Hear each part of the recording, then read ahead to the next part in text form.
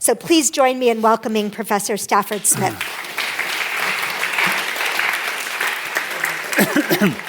Well, hello there. I must first explain, I never do these things sitting down, but this Sunday I was doing my son's laundry and I was off with the fairies. And so I threw myself down the stairs and did myself a certain amount of damage. You look back on it and you think, what an idiot. So I shall sit down, if you don't mind, as we talk about the First Amendment, which I think is the most important of all of our rights in America, and the one that perhaps we need most in Great Britain.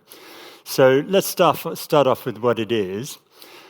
Congress shall make no law respecting an establishment of religion, that's the Establishment Clause, or prohibiting the free exercise thereof, or abridging the freedom of speech or of the press, or of the right of the people peaceably to assemble and to petition the government for redress of grievances. This is the First Amendment. It's got 5 separate rights. I'm going to break them into 3 separate sections and go through them, first with a little discussion of how this is applied in America, and then looking at how it might be applied if it was in Britain, or what's happening when we don't have it. As I think is always true at this point in the debate, I have chosen a difficult time to be touting something from America, even though as an American I'm really very proud of the US Constitution. But we do need it more than ever with this chap in power. I'm sharing something I don't have to share, which is I didn't vote for him. But it is incredibly important that we have a constitution to prevent exactly what we're seeing in America at the moment, which is pretty rampant populism, which is picking on a group of very hated people and then doing all sorts of terrible things. And that, to me, is what free speech and then the right to fair trial and due process is really all about. So let's begin with why America had this whole section on religion, the Establishment Clause, the No Establishment Clause, in effect, and the free exercise of religion. You know, I'm betting a lot of people out there are thinking, oh, you know, America is a bunch of nutty religious people, and that's why they had it. Actually, no one was more surprised than I when I first learned where it came from. Because if you go back to the time that the Constitution was established, actually in 1791, only 17% of the people in America, the white folk who had taken over North America, were actually going to church. And this wasn't because they were doing other religious things. According to the person who's done the most studying on this of all, they were actually going to the tavern. You might compare it to Britain today, that not a lot of people go to church on Sunday, but a lot of them go to the football and then the pub on Saturday. So actually, the whole thing about religion in 1791, when the First Amendment was adopted, was more about not being forced to do any religion than it was about being able to do all sorts of other things, even though we think of the Quakers and other dissenters who had left Britain at the time. Now, the very peak of religious fervor in America actually came in the 1990s, when 90% of Americans said that they would go to church on Sunday, and it was Christian churches almost exclusively. And that's come down quite a bit over the last 20 or 30 years. And now it's closer to 65%. And by far the largest gain has been atheists, that about 23% of Americans today say they have no religious faith at all. And indeed, the other faiths are very, very small compared to the Christians. The Christians are still 65%. It's very much a Christian country. And when you look at the Muslims, it's about 2%, Jewish people about 2%. They're very small groups, the other groups of people, compared to the Christians. So it's very much a religious country that's a Christian religious country. And in some ways, that's why you need to prevent the majority that we now have from telling other people what to do. And I'll just talk about a couple of the cases which are sort of relevant to what we'll talk about in England later. And first is this case, Everson versus Board of Education, where the Supreme Court, way back when, in 1947, 80 years ago, was considering whether it was legal for the government to spend taxpayers' money on busing kids to school, on paying for kids to go to school, if the school was a religious school. Now, you think about the schools in England, which we'll get to, 30% of the kids in primary school are in Church of England schools. And it would be tough to do all of that if the government wasn't allowed to spend money on buses. But in America, that was a very close call, and very narrowly, the Supreme Court said, all right, you can spend tax money on getting people to school, but once you get there, you can't do any of that stuff. As we'll see, there's all sorts of things that are barred for the government if they're supporting faith schools. They're not allowed to do it. And that's a very strong principle throughout American First Amendment law. And the one I really like is from 1963, which again is 60-some years ago. And this guy, Ellery Schempp, and I found a picture of him because I really want you to admire this lad. This was 60 years ago where there was a rule that the kids were meant to have a state-sponsored Bible reading, and then they had to recite the Lord's Prayer. And Ellery, who was a universal utilitarian, I think they were called, said no, he didn't want to do that. And he was just a kid, and he, even back then, said he wanted to read from the Quran just to share other people's faith. And he won in the Supreme Court. And the Supreme Court said, no. You can't have Bible readings. You can't have any of this other stuff in school that's supported by the government. And I do wonder about that. I speak as someone who went to an English private school, which was very much a Christian school, still is. And we had to go to chapel, to church effectively every day and on Sunday, so 7 days a week. And I do wonder whether making it illegal in America is part of what has maintained the sense of religious faith among Americans, because you make something illegal and people find it more attractive. Me, I have to confess that I feel like I went to church enough times by the time I was 18 not to ever have to do it again. And you wonder about that. They talk about familiarity breeding contempt. Is it the fact that we don't have a bar on religion that means that the British just get a bit unreligious? I don't know. It's an interesting question. But the way this has progressed in America is interesting, and I want to talk to you now about a case that you may or may not agree with. There are a lot of religious faiths. There's one that involved peyote. They take this drug peyote. There was another one, and I can't even pronounce this. Someone corrected me the other day when I was saying this word, and I'm still going to get it wrong, so I do apologize. But there was a religious faith, which is, again, I'm not going to say the Spanish name because my accent would be abysmal, but they would drink Huasca tea, which is hallucinogenic. And it's a criminal offense under American drug law to have this hallucinogenic.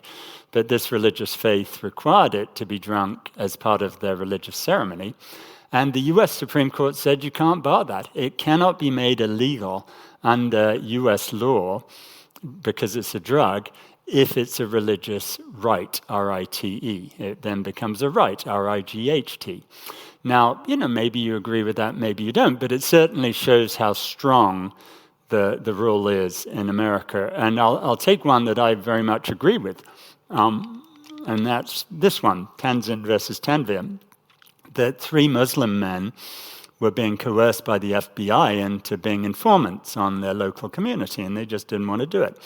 And so the FBI listed them on no-fly lists and things like that, and they sued. And the Supreme Court held they have a right to sue these FBI agents personally because of their religious rights, that this was targeted on their religious rights. And this, in many ways, is an incredibly powerful tool for those of us who are trying to protect minorities. And I'll just talk briefly about someone I'm representing. This is Afia Siddiqui. Long story I'd love to tell you one of these days. But it is the most shocking case of abuse in the whole war of terror, as Borat called it. And Afia was abducted in Pakistan. Her 3 children were taken with her. The CIA and the henchmen dropped the 6-month-old on his head and killed him, apparently, although they've never had the decency to admit it. Then the second child, 3-year-old Mariam, who was a US citizen, the CIA took her up to a war zone in Afghanistan and forcibly adopted the little child into a white Christian American family on the obvious principle that it's better to be white and Christian and American than Pakistani and Muslim of color, I suppose. And then the third child, Ahmed, age 6, US citizen, the CIA took to Kabul and put in prison and told him that henceforth his name would be Ihsan Ali, and if he ever said it was Ahmed, they'd kill him.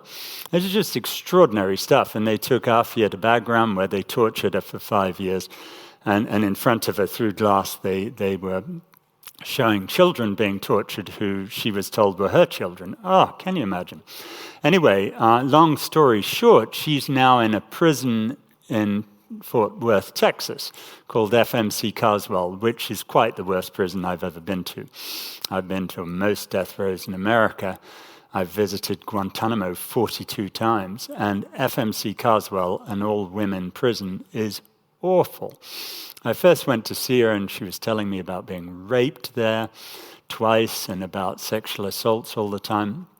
Wasn't sure whether to believe it, but turns out that 13 guards or employees, including a Christian minister, had been convicted of rape from that prison.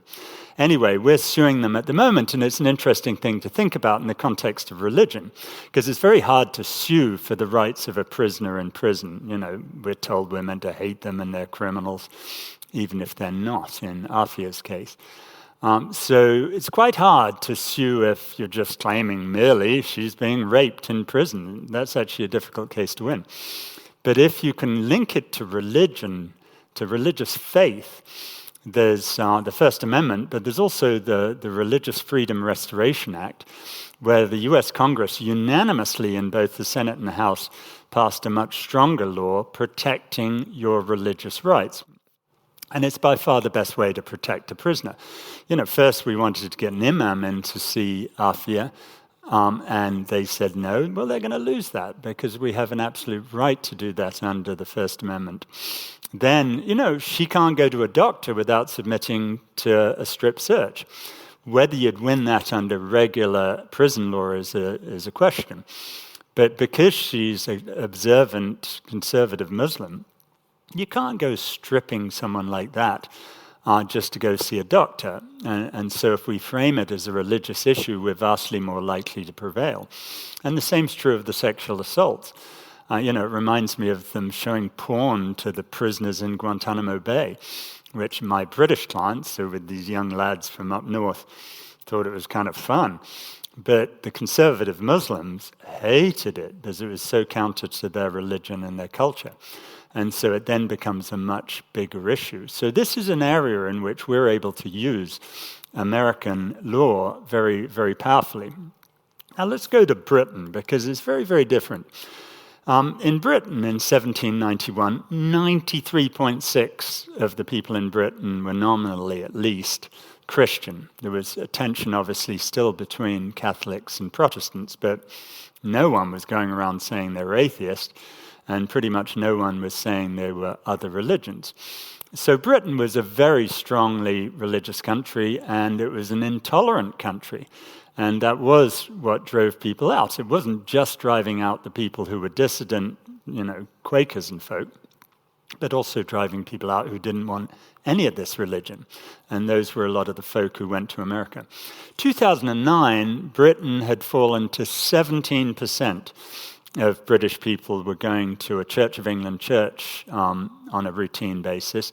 As of 2021, 1.7%.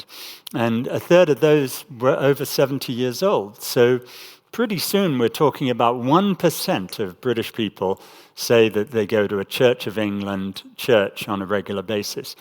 Where does that leave us with the first part of the First Amendment, which is the Establishment Clause? Because we clearly have an established church. And does it make any sense in 2025 for us to have an established church when probably only a little over 1% of people go there? And I like to think of this actually in a few other ways, but let's just go through what that means. King Charles III is the defender of the faith, which actually was a title given to Henry VIII when he was still a Catholic before he decided he wanted a divorce, and we got a whole new church out of it. We talked in another lecture about the 26 C of E bishops who were entitled to be in the House of Lords. Personally, I think that's utterly insane that the Church of England has 26 bishops and the other faiths don't get any. And I was thinking about this, really, I think we should have a Gary Lineker in the House of Lords with 25 other Premier League, people who are talking about their teams, because lots more people go to a football match on Saturday than go to Church of England church. And, that's not really a joke. When I was a kid, I played in my school, very badly, I'm sure, in the play Zigga-Zagga, which was a 1960s play by Peter Turson, where the whole hypothesis of that was that football in England was a religious faith, and that going to, your football matches on Saturday was now the equivalent of going to church. So is that really so silly? I don't know, but I think it's not sensible to have 26 bishops. Another aspect of Britain is that we have 1 million children who attend Church of England schools, and quite a lot more from what we loosely call independent schools, really private schools, who have Church of England as their ethos. And the school I went to, Radley College, was one such school. And there are lots of things about that perhaps one doesn't think about in terms of the establishment of a church in Britain. And I just wanted to look at Radley, where I went to school, as one example of that. Because, look, Radley, we went to church every day, and it was a very Christian school. And that chap at the top right is Dennis Silk, who was the warden. Really, really lovely guy. Famous cricketer. I will say this, that later on he used to come and umpire a bunch of games I used to play in Dorset, and he always gave me LBWs that he shouldn't have given just because I was his old head boy.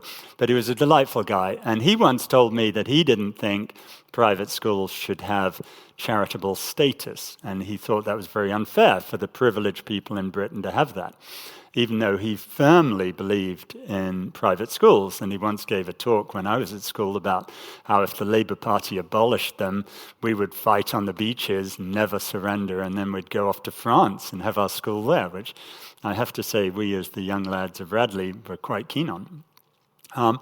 But when you look at it, I just looked up Radley's charity, and they claim last year to have taken in 45 million in charitable donations and receipts, which means if they're claiming gift aid, which they can on that 1/5 of that, because you get 25p on the pound, 1/5 of that comes from the government, which means that about £9 million would come from the government. Perhaps, I'm not saying these are exact figures.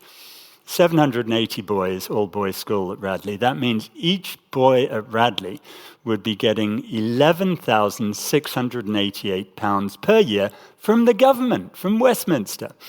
And this is a private school. Now, my son Wolf, that's him in the Nirvana shirt playing the drums, which I'm very proud. He's got more, let's face it, he's got more rhythm in his little finger than I have in my whole body, as my wife would tell you.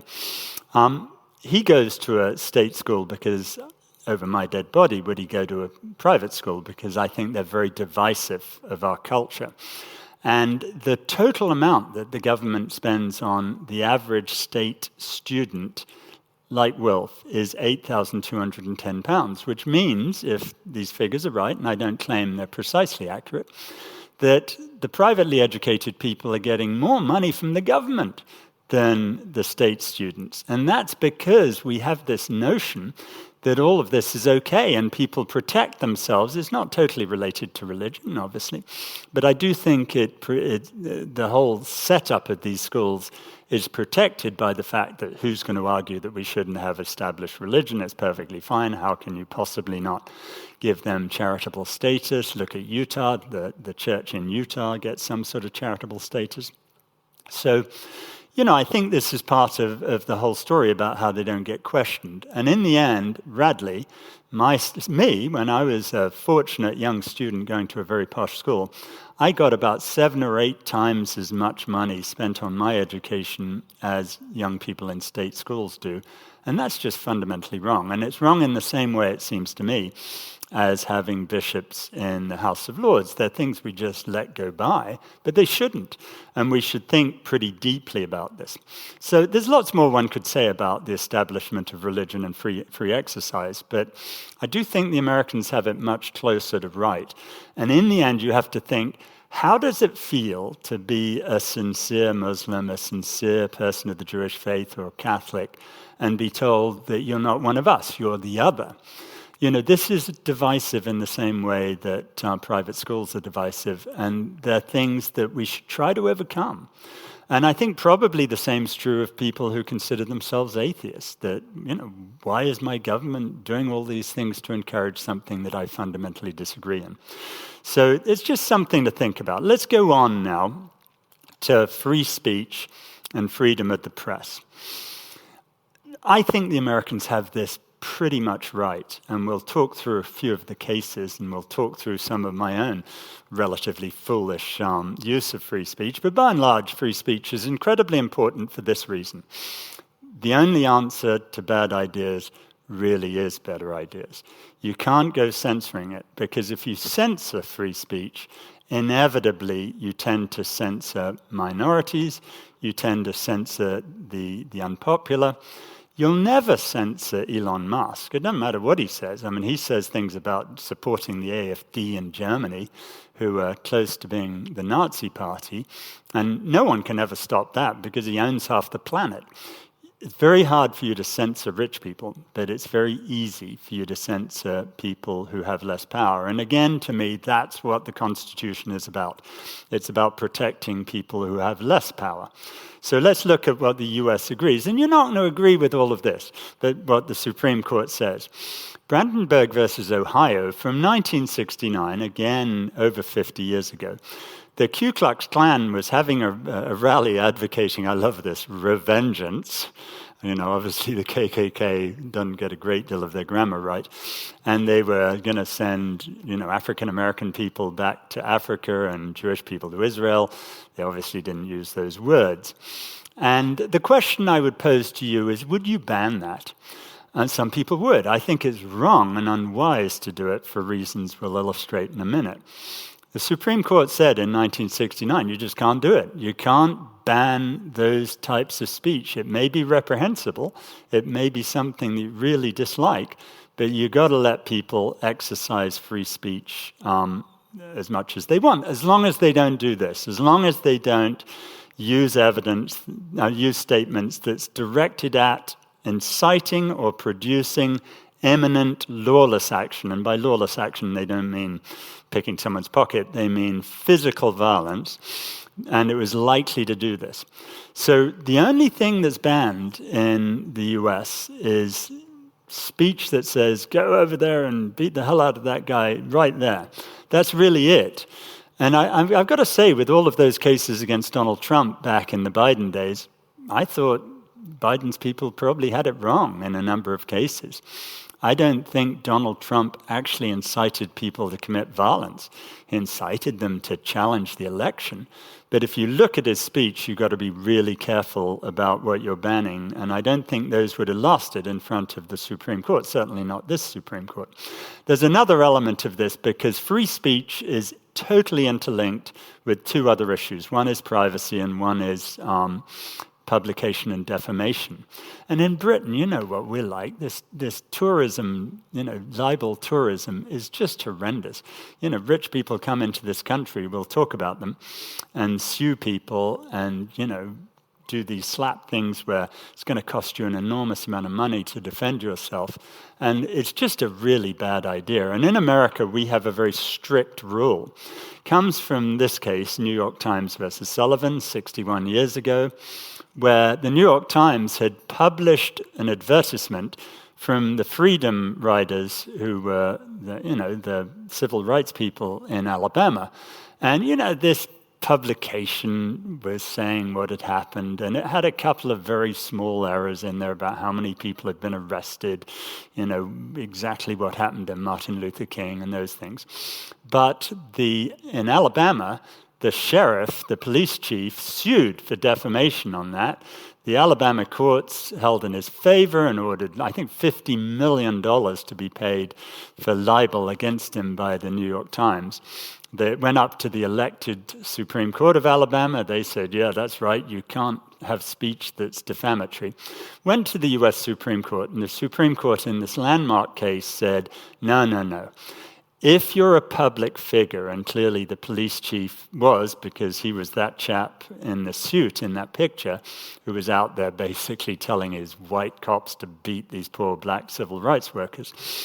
If you're a public figure, you can't sue for defamation unless you can prove, and you have the burden of proof, actual malice on the part of the person who's making the statements and the fact that it's patently false.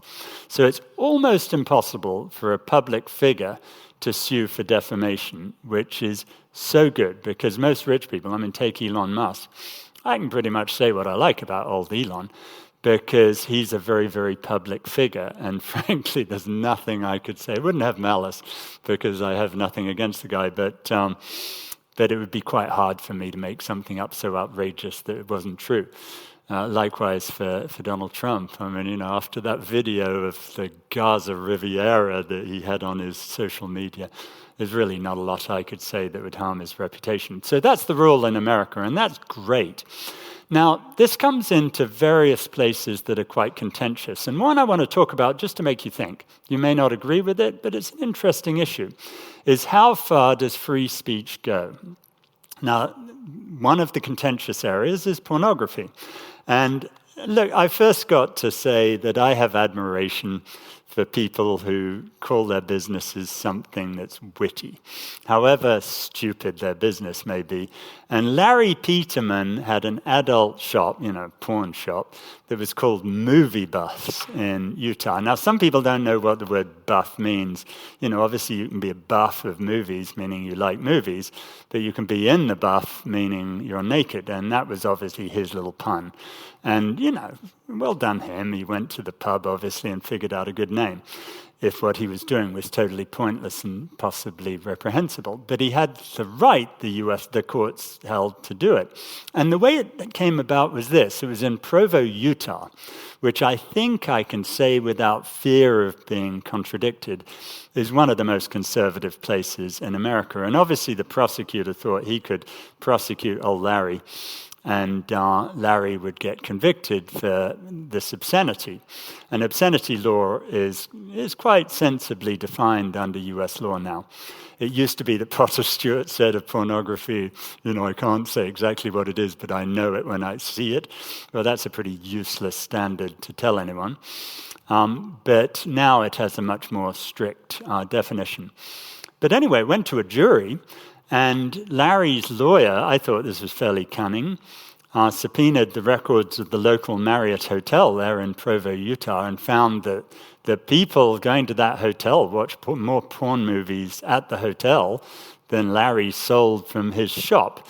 And so the jury quickly acquitted him, of the very conservative jury in Utah. And that's because they're imbued with this notion that you do have free speech and the government can't use this against you in a way that they thought was just a bit rotten. And, there were lots of other things. I've got to say, I really admired the Supreme Court in 1989 in Texas versus Johnson, when they said that we could burn the flag. Now, honestly, burning the flag's a sort of stupid thing, by and large. It was a very political speech thing at the time of the Vietnam War, that a lot of people who didn't want to be sent to Vietnam in the name of America to go kill people they didn't know and didn't want to kill in Vietnam, and people would burn the flag as a statement of principle.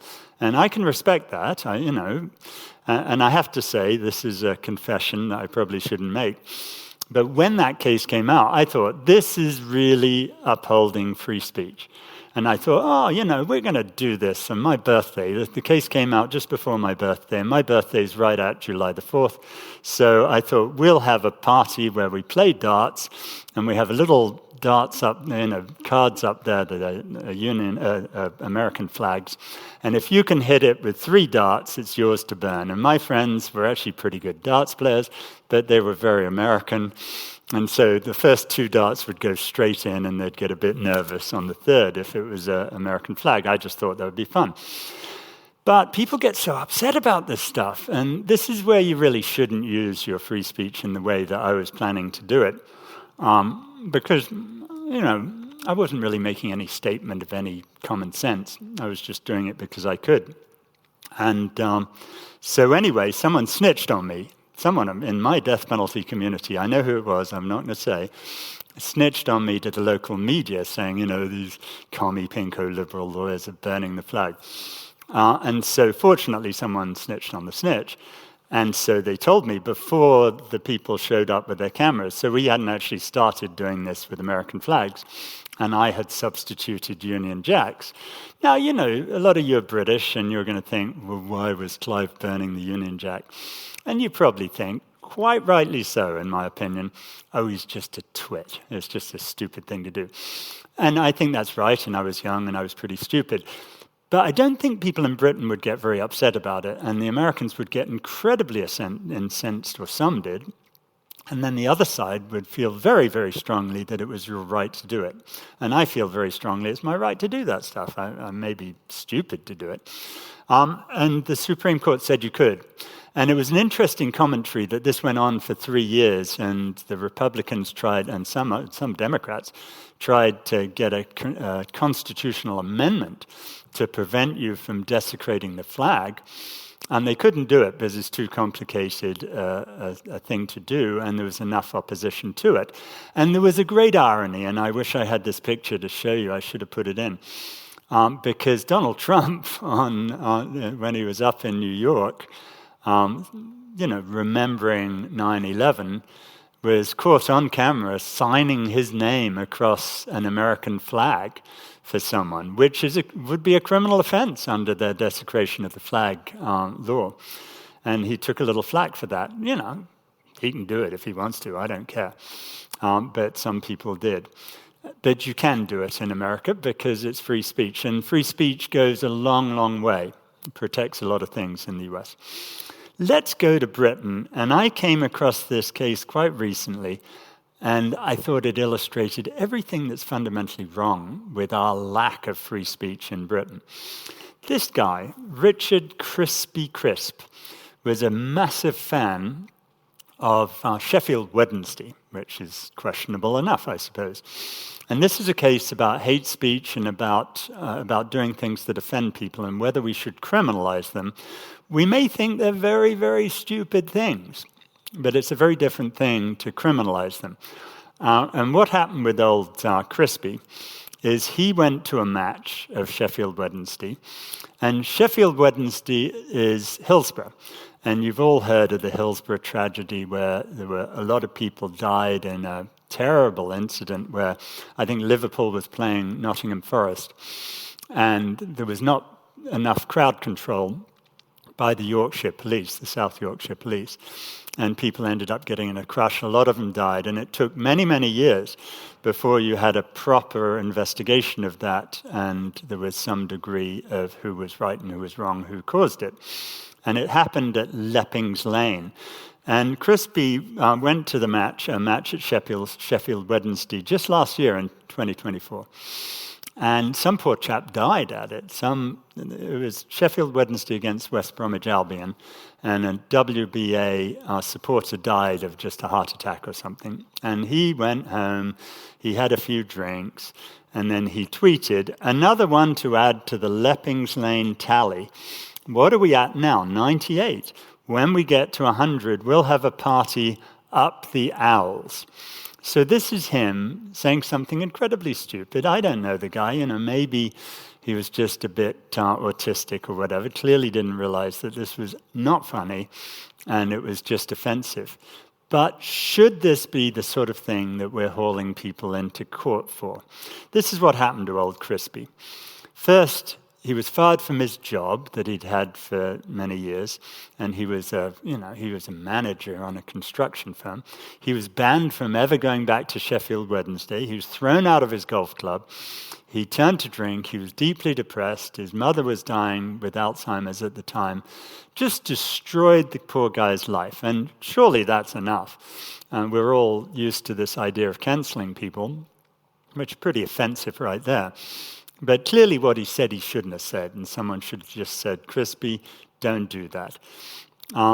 But instead, all of this happened. And then the thing that I really find quite obnoxious, actually, is the golf manager reported him to the South Yorkshire police, the very people who hadn't told the truth about the Hillsborough incident, and they charged him with malicious communications, the 1988 Act, for sending a message that was indecent or grossly offensive. Now, for that, you can get 2 years in prison. And all of this was happening last September, and it didn't take 20 days before Crispy was in court facing 2 years in prison for sending a stupid tweet.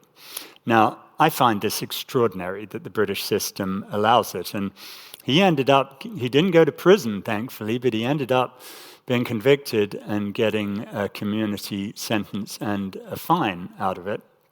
And why is the criminal law involved in this sort of stuff?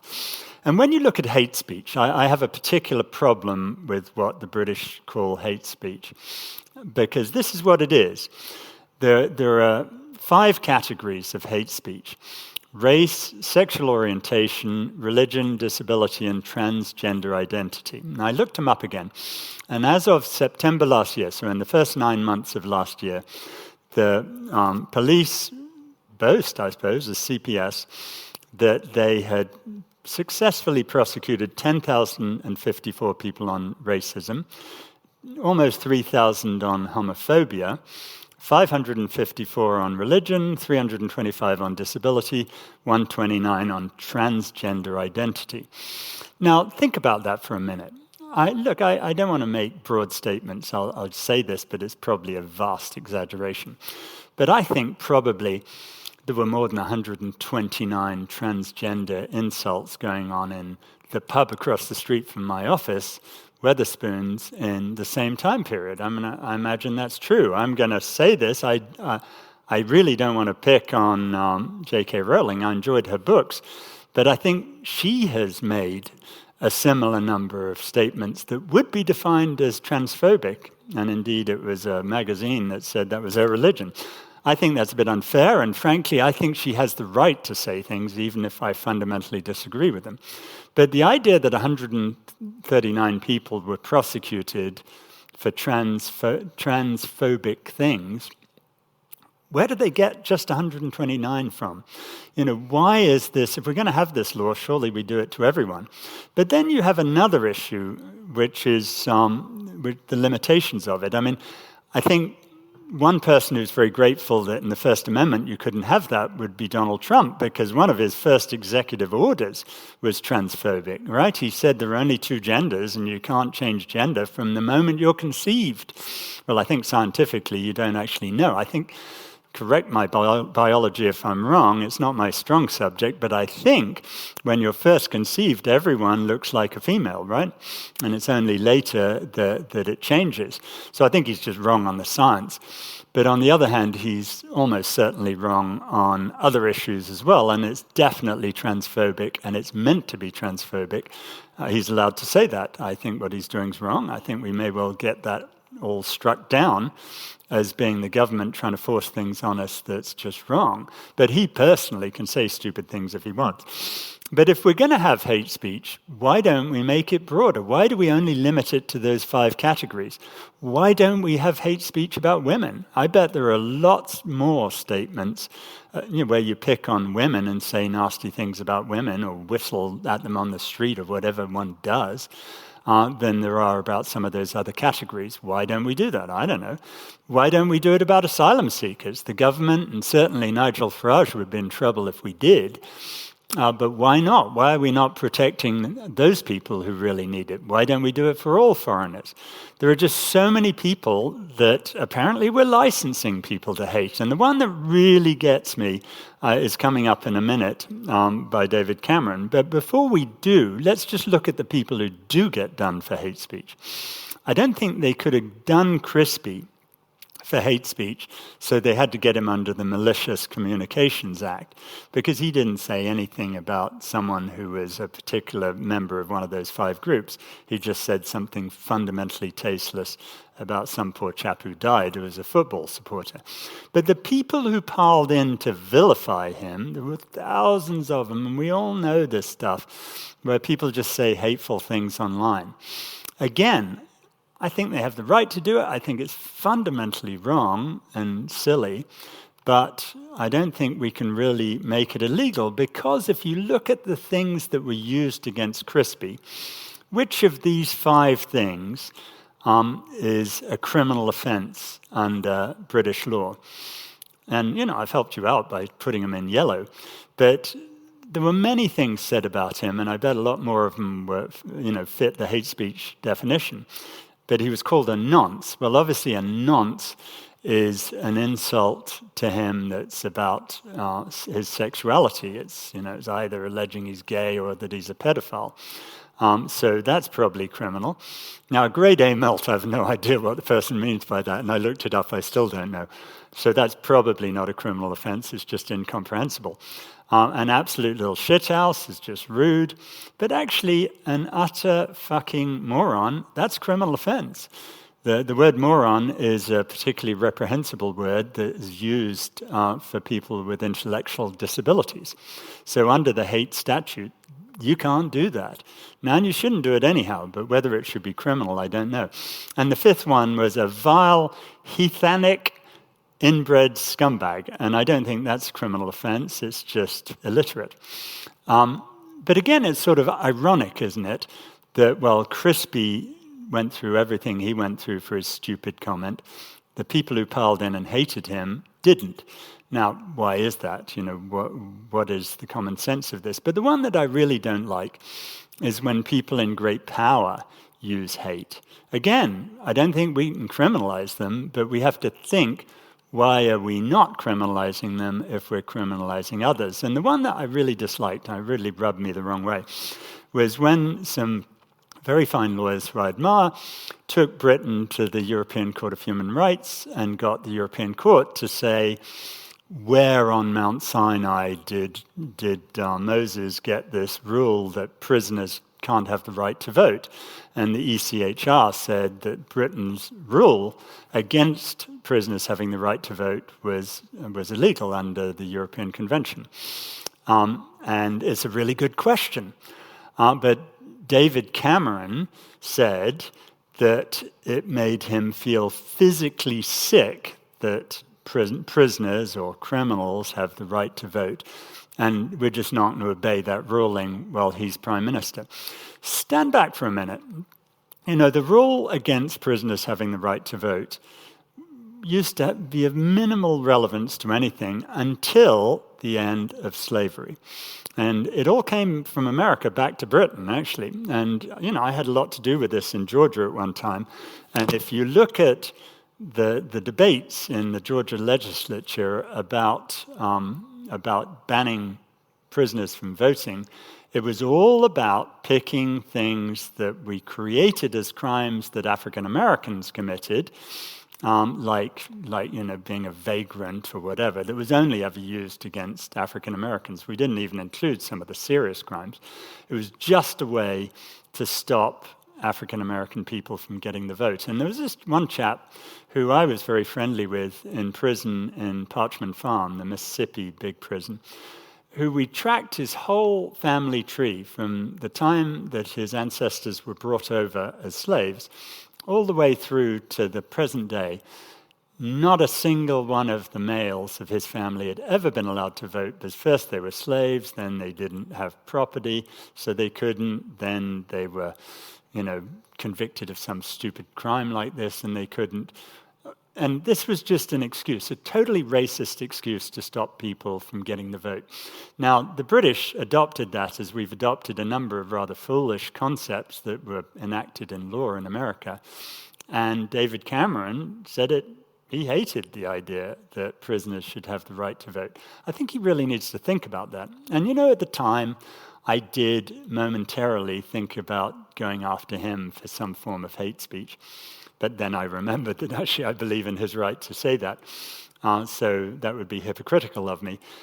But the only answer to David Cameron is to tell the truth about that law and how wrong it is, not to say that he can't say the hateful things he said about people, many of whom I like, and a lot of whom are in prison for something they didn't do, like Andy Malkinson. Now, then you have privacy, and this is a very important part of this too, and it's very different in Britain from America. We have very little privacy issues in America, and I think that's quite right. Frankly, I'd have stamped across my forehead all the stupid things I've done in life, and then you could just laugh at me. But there are bizarre things, and I just put a white square up there, and lots of you all know who this is, and it's kind of stupid that it's not public. But the Mirror published something about a grade A celebrity who was going to Narcotics Anonymous and had lied about not having a drug problem. And they got sued for privacy by a person who could afford to do it. The damages in the end that were awarded were very minimal, about £3,000, way less than what it cost to go to court. And you have to think two things. Why is this something that we should be suing each other over? I don't think it should. I think the Mirror has the right to say that if they want to. But the second point is, the Mirror shouldn't say that. It's just offensive. Why would they say something like that? And I think it's up to us to respond to that and say, look, you people, you just shouldn't do that. That's just monumentally stupid. It's just wrong. And these things are used in much worse ways. This is a chap I've been helping who was a military officer in Pakistan. And he was in this country, and he's publishing things about people who are patently corrupt in the military in Pakistan. He has the right to do that. If they don't like it, they should stop being corrupt. But what the Pakistani government did was first, and this is an important point that I'm not going to do more than touch on here, he had a YouTube channel where he was publishing all of this. Pakistan went to YouTube and got him banned from YouTube. Now, this is something that's going on over and over and over again. It's actually a lacuna in the First Amendment. The First Amendment only applies to laws by the government and actions by the government, not to private people.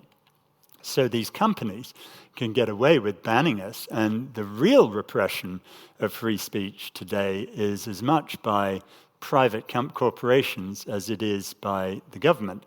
And, Alder Deal, first he got it from the corporation, but then the Pakistani, I think we'll call them deep state, sued him for libel. They sent, they got lawyers in Britain, paid them lots of money to sue him for libel against a military officer, making it almost impossible for him to defend himself because a lot of the evidence of what might be this chap's corruption is in Pakistan, and the Pakistanis won't let a deal go there, and they won't let it out of Pakistan, and they're using libel tourism to try and destroy the guy.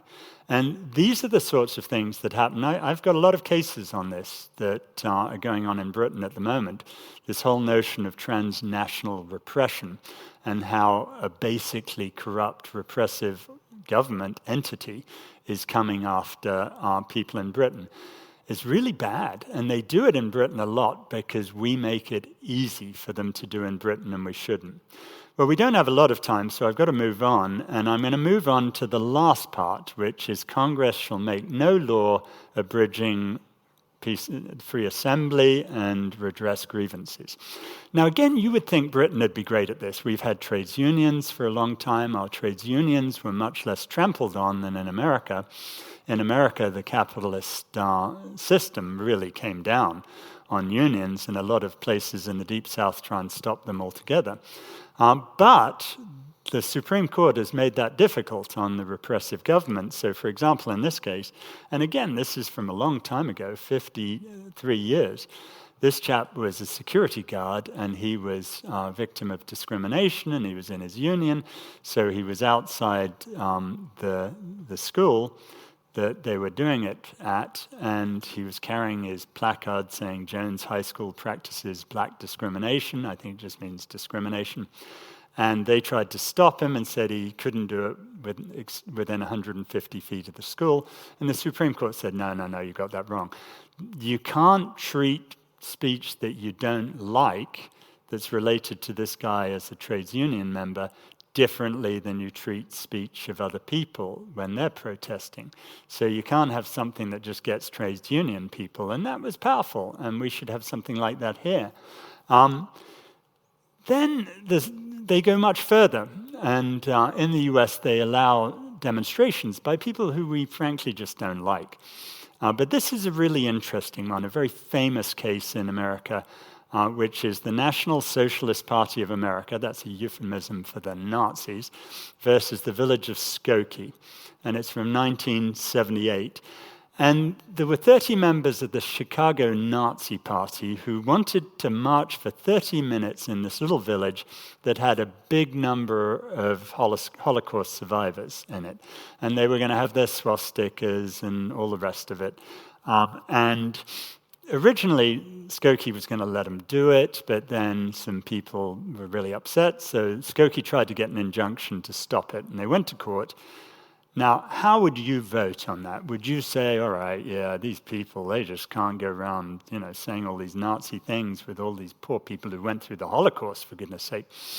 Well, that's what the lower court did. The Supreme Court reversed them and said, you just can't do that. What they're saying is reprehensible, it's terrible, but if you don't like it, you just got to stay indoors and ignore them.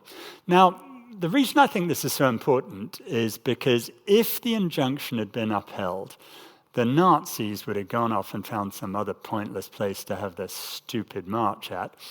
And there would have been a tiny little piece in the local paper saying Nazi party not allowed to march in Skokie, and no one would ever have heard of it.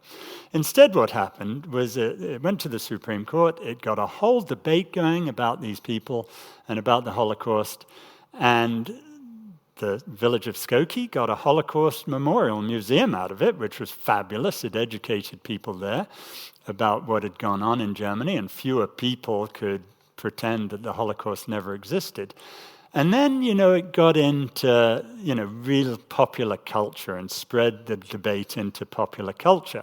You may remember this, and the reason you'll know about it is this chap, who I admire immensely, David Goldberger, who is a Jewish lawyer, brought the case to bring the Nazi party's right to do their stupid march. And I agree with him, and I'm half Jewish myself, and I think what he did was absolutely right, because then the Blues Brothers came out, and you'll recognize John Belushi and Dan Aykroyd there as Joliet Jake Blues and his brother Elwood. And they're driving along as part of the film, great film, I love this film. And they come to a cop, and there's a bunch of people marching across a bridge over there, and they say, who are those people over there? And the cop says, those effing Nazi bums won their court case, so they're marching today. And at that point, Joliet Jake says, I hate Illinois Nazis. And Elwood then drives his car at these Nazis, who then jump off the bridge into the river, and you see them on the right there. And the rest of the film, these hapless, useless, stupid, Nazi-dressed people are chasing the Blues Brothers around while the film goes on, and it's a side piece, and they just look stupid.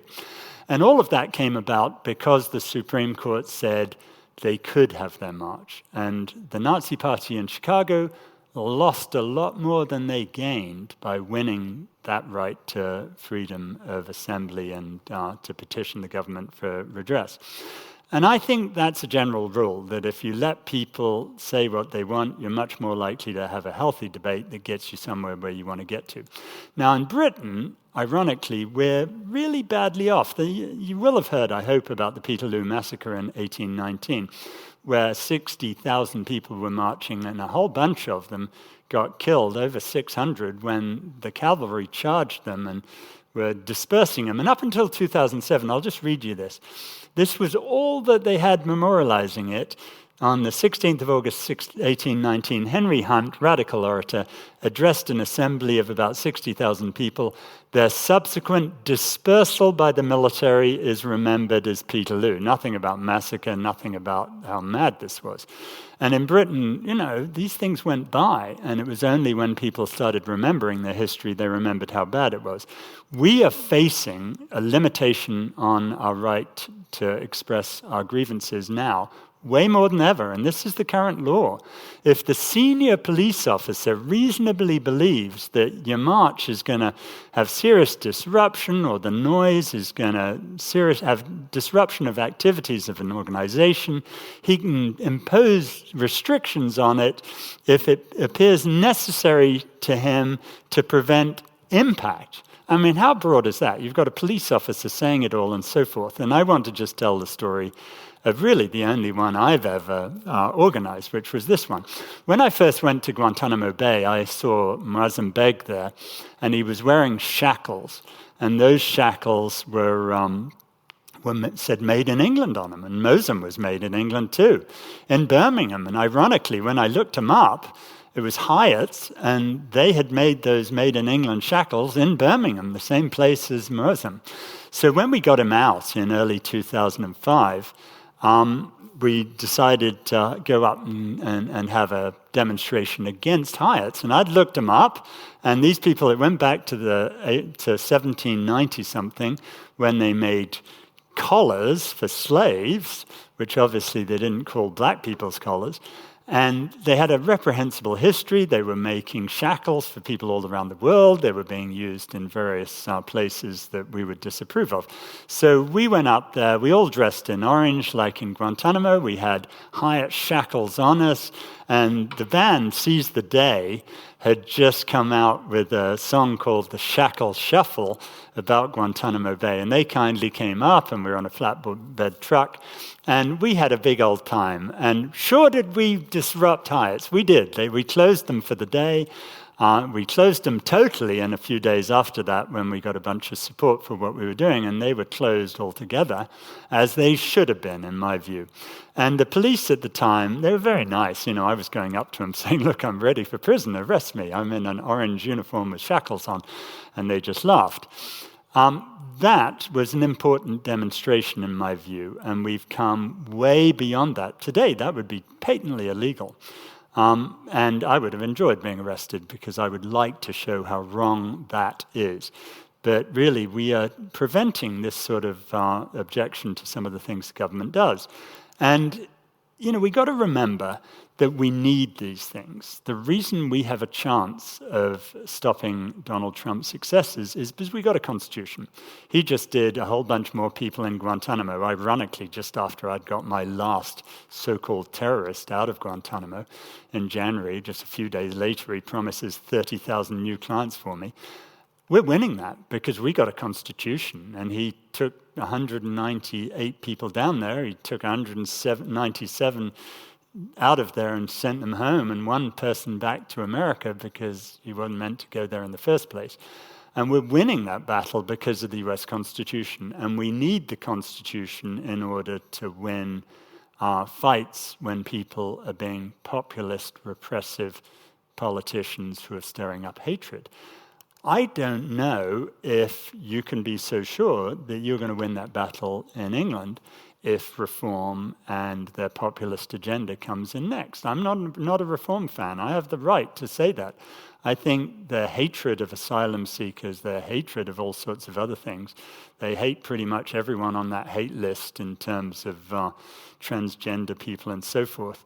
I don't know whether you got the tools to prevent that. We'll have to see, but I would like us to begin by creating something along the lines of the First Amendment that I think would give us a way better chance of preventing hatred by responding to it fully, and not just censoring the people we don't like and scaring people from saying stuff and suing them for defamation if they say anything we don't like, if we're rich. We need to have free speech for everyone. Thank you very much.